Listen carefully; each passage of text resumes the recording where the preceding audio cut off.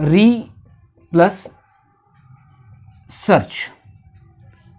री का मतलब है पुनः, बार बार, अगेन एंड अगेन, और सर्च का मतलब है खोज, कि हम बार बार खोज करें, हम रिपीट, हम वर्ड यूज करते हैं ना, रिपीट। रिपीट मतलब हम उसको दोहराएं, हम इस सर्च को दोहराएं, बार बार दोहराएं, उसको कहते हैं रिसर्च। लेकिन रिसर्च के लिए रिसर्च पहली बार नहीं होती है। अगर रिसर्च के जो आउटपुट हैं वो पहली बार आ सकते हैं, लेकिन रिसर्च क्या होता है, रिसर्च एस्टैब्लिश्ड इंफॉर्मेशन पर बेस्ड होती है, बिना किसी आधार के रिसर्च नहीं होती है। बिना किसी आधार का मतलब क्या है कि आप कोई भी रिसर्च करने की कोशिश कर रहे हैं, चाहे वो योग में हो, चाहे साइकोलॉजी में हो, चाहे साइंस में हो,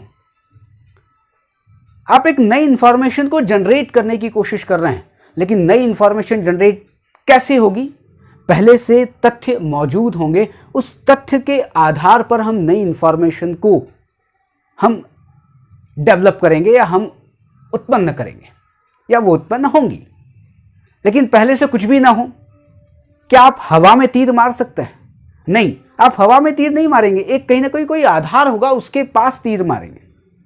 और रिसर्च में सबसे इंपॉर्टेंट बात यह है कि search based on established thought, search based on established information, कि हम पहले से जो स्थापित जो सत्य हैं, पहले से जो स्थापित जो तथ्य हैं, उन तथ्यों को आधार मानकर हम एक नई खोज शुरू कर रहे हैं। उन नई खोज शुरू कर रहे हैं पहले से जो तथ्य अवेलेबल हैं उनको आधार मानकर, और उनको आधार मानकर नई खोज शुरू की, और खोज करने के बाद एक नया आउटपुट आ गया, और आउटपुट आ गया तो वो किसका पार्ट बन जाएगा, वो पार्ट बन जाएगा स्थापित तथ्यों का, स्थापित इंफॉर्मेशन का। और फिर वो जो स्थापित तथ्य हैं उनके आधार पर कोई रिसर्च करना शुरू करेगा। तो यहां पर रिसर्च है, और रिसर्च का अभी मैंने कहा एक चीज आपको याद रखनी पड़ेगी, जिसको कहते हैं एस्टैब्लिश्ड इंफॉर्मेशन, कि आप उन स्थापित जो सूचनाएं हैं, पहले से जो सूचनाएं अवेलेबल हैं, उनके आधार पर आप खोज करने की कोशिश कर रहे हैं, आप उसके आधार पर रिसर्च करने की कोशिश कर रहे हैं। एक बात ये कंप्लीट हो गई। अब दूसरी बात ये है कि रिसर्च का मतलब होता है टू गो अराउंड, या एक दूसरा मीनिंग होता है to explore. To go around का मतलब है कि सभी दिशाओं में जाना। सभी दिशाओं का मतलब ये नहीं कि हम पूरब गए, पश्चिम गए, उत्तर गए, दक्षिण गए, नहीं। सभी दिशाओं का मतलब है कि जो समस्या है, जिस समस्या के समाधान के लिए आप रिसर्च कर रहे हैं, उसके सभी पहलुओं की ओर आप जाएं, उसके सभी पहलुओं की एक डीप अंडरस्टैंडिंग डेवलप करें, वो होती है रिसर्च। दूसरा टू एक्सप्लोर। टू एक्सप्लोर किसको एक्सप्लोर करना है? उस प्रॉब्लम के सॉल्यूशन को एक्सप्लोर करना है, उस प्रॉब्लम के सब डायमेंशंस को देखना है, और डायमेंशंस को देख के एक नई नॉलेज को एक्सप्लोर करना है। ये दो मीनिंग होते हैं आपके रिसर्च के, कि टू गो अराउंड सब दिशाओं में जाना, और टू एक्सप्लोर खोज करना किसी नए तथ्य की। अगर हम रिसर्च के टेक्निकल मीनिंग पर आए, कि अभी तो हमने ये देखा कि ऑब्जर्वेशन हुआ, ऑब्जर्वेशन जो पर्पसफुल होता है वो रिसर्च हो सकती है, जो जिसमें प्रॉब्लम का सॉल्यूशन हम देखते हैं, उस प्रॉब्लम के सॉल्यूशन को खोजने के लिए हम सर्च कर सकते हैं, हम रिसर्च कर सकते हैं।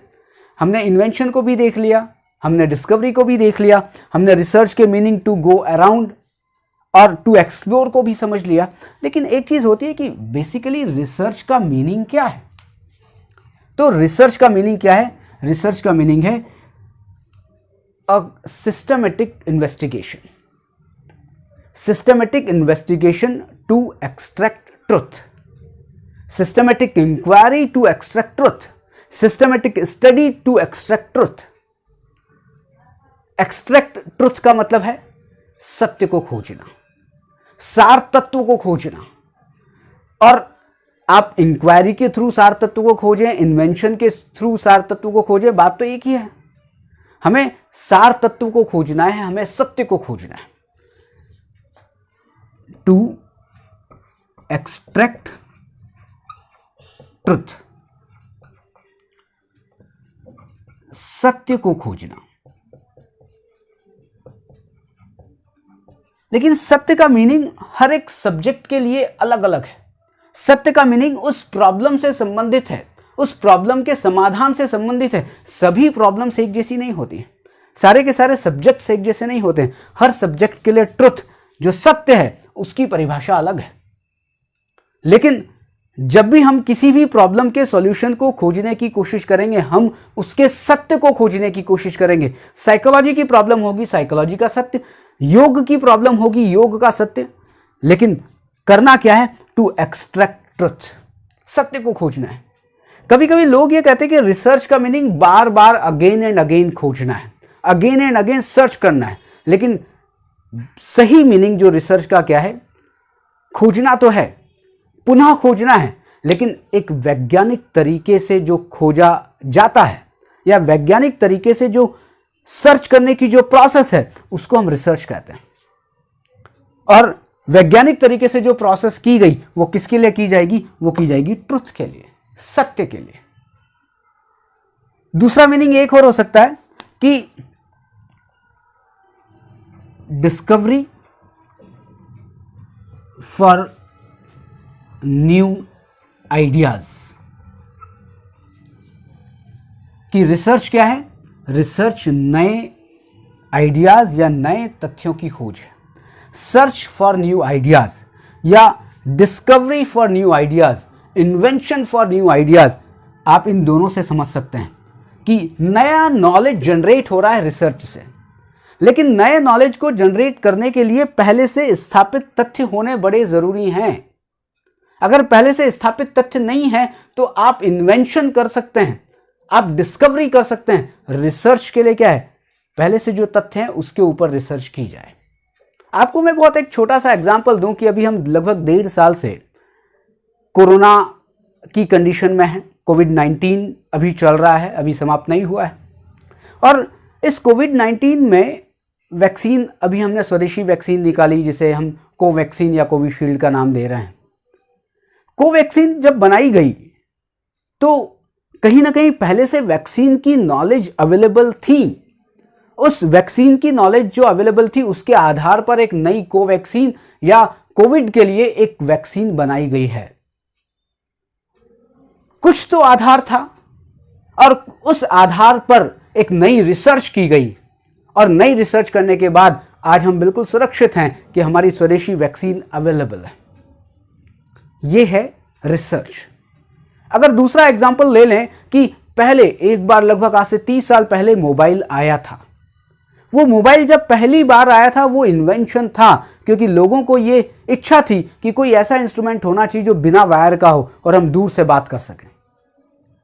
पहली बार मोबाइल आया, पहली बार स्मार्टफोन आया, वो एक इन्वेंशन था। लेकिन आज हर दिन एक नया अपडेट वर्जन आ रहा है हमारे स्मार्टफोन का। वो जो अपडेट वर्जन आ रहा है वो किसके बेस पर आ रहा है? वो जो फैक्ट्स अवेलेबल हैं उनके बेस पर आ रहा है। और वो जो अपडेट वर्जन है वो किसका परिणाम है? वो आपके रिसर्च का परिणाम है। वो बिना रिसर्च के नहीं हो सकता। तो रिसर्च के दो मीनिंग बहुत इंपॉर्टेंट हैं, टू एक्सट्रैक्ट ट्रुथ और डिस्कवर फॉर न्यू आइडियाज और न्यू फैक्ट्स। अब इसके थोड़ा सा और आगे समझते हैं कि हम नए तथ्यों को खोजने की कोशिश कर रहे हैं रिसर्च में।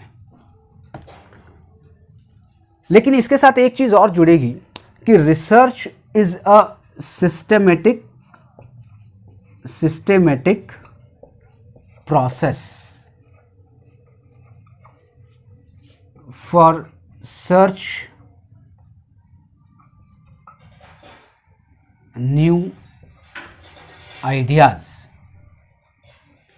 कि नए तथ्यों को खोजने के लिए एक व्यवस्थित प्रक्रिया है रिसर्च। और इस व्यवस्थित प्रक्रिया के साथ एक और चीज जुड़ी हुई है कि ऑब्जेक्टिव प्रोसेस। कि एक सिस्टमेटिक प्रक्रिया है। और सिस्टमेटिक क्यों है? क्योंकि रिसर्च साइंटिफिक होती है। साइंटिफिक का मतलब साइंस से रिलेटेड नहीं है। साइंटिफिक का मतलब बहुत ही क्रमबद्ध तरीके से हम जब ज्ञान को खोजने की कोशिश करते हैं, हम समस्या के समाधान की कोशिश करते हैं, वो है आपकी सिस्टमेटिक प्रोसेस। लेकिन सिस्टमेटिक प्रोसेस के साथ साथ वो बहुत ऑब्जेक्टिव है, वो एक वस्तुनिष्ठ प्रक्रिया है। ऑब्जेक्टिव प्रोसेस का मतलब है कि कोई भी व्यक्ति उस प्रोसेस को अगर अपनाने की कोशिश करे एज इट इज, तो वो अपना सकता है और उसका रिजल्ट भी वही आएगा। और उस प्रोसेस में कोई बायस नहीं है, वो बिना किसी पक्षपात की प्रक्रिया है, उसको कहते हैं ऑब्जेक्टिव प्रोसेस। तीसरी एक चीज और आती है जिसको कहते हैं, कहीं कहीं पर कुछ साइकोलॉजिस्ट या कुछ रिसर्च के जो विद्वान हैं वो कहते हैं कि रिसर्च कंडक्ट होती है किस में? कंट्रोल्ड कंडीशन में। कि रिसर्च नियंत्रित परिस्थितियों में किया जाता है या नियंत्रित परिस्थिति में की जाने वाली सिस्टमेटिक प्रोसेस है या ऑब्जेक्टिव प्रोसेस है। कंट्रोल्ड कंडीशन का मतलब है कि हम जब भी रिसर्च करते हैं हम परिस्थितियों को नियंत्रित करते हैं। हम बहुत ही नियंत्रित परिस्थितियों में एक आर्टिफिशियल कंडीशन बनाते हैं। और वो नियंत्रित परिस्थितियां क्यों होती हैं? क्योंकि एज इट इज जो हमारा पर्पस है, हम उस ऑब्जेक्टिव को पूरा करें। हमारा पर्पस जो भी है उसमें कोई बाधाएं उत्पन्न ना हो, किसी दूसरे का प्रभाव उत्पन्न ना हो, बिल्कुल जो मैं चाहता हूं वही परिणाम निकले या वही मेरा पर्पस हो, उस पर्पस को मैं पूरा करना चाहता हूं। इसके लिए मैं क्या करता हूं? कंट्रोल्ड कंडीशन बनाता हूं, नियंत्रित परिस्थिति बनाता हूं। और नियंत्रित परिस्थिति बनाने के बाद मैं एक सिस्टमेटिक प्रोसेस से, एक ऑब्जेक्टिव प्रोसेस से एक ऐसी प्रक्रिया बनाता हूं जिससे मैं नए आइडियाज को खोजता हूं, नए आइडियाज को जनरेट करता हूं, मैं सत्य को खोजने की कोशिश करता हूं। इसे कहते हैं रिसर्च। आप नए आइडिया की उत्पत्ति की बात करें, नए तथ्य की उत्पत्ति की बात करें, आप सत्य को खोजने की बात करें, लेकिन वो किससे? वो एक बहुत सिस्टमेटिक प्रोसेस से खोजा जाएगा, वो एक ऑब्जेक्टिव प्रोसेस के थ्रू खोजा जाएगा। और जो रिसर्च है वो एक कंट्रोल्ड ऑब्जर्वेशन है। और वो कंट्रोल्ड ऑब्जर्वेशन इसलिए है कि नियंत्रित परिस्थिति में शोध किया जाता है।